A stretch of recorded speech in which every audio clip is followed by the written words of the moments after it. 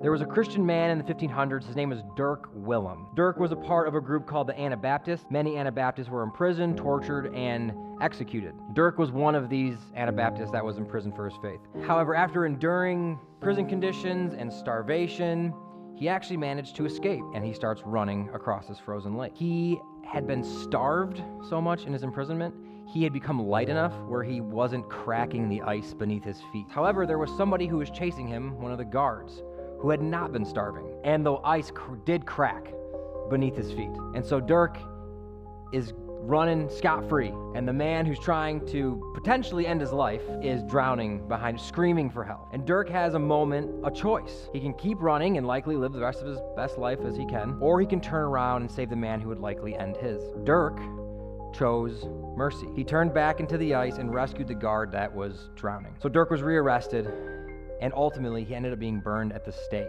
for his faith. I don't know how many of you have heard this story before. I have not heard this story before. I understand why. It's really not a glorious story at all. It doesn't end in some massive revival. There actually isn't even any historical evidence that the guard that he saved accepted Christ. So from the world's perspective, this story is a story of a fool. I can hear mockers now say, well, what did he expect?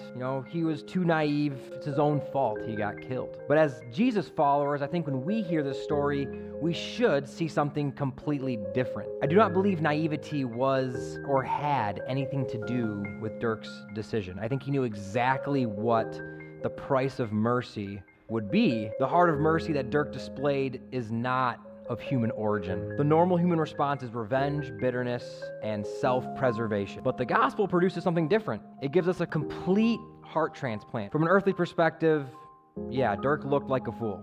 I would concede that. Whether you think Dirk needed to do what he did or not, I'm not going to argue that point right now necessarily. What I do know is this, though, is that God smiled down on Dirk because he saw Dirk choose mercy, and he saw Jesus in Dirk. The gospel creates people who forgive and have mercy, especially when vengeance seems justified.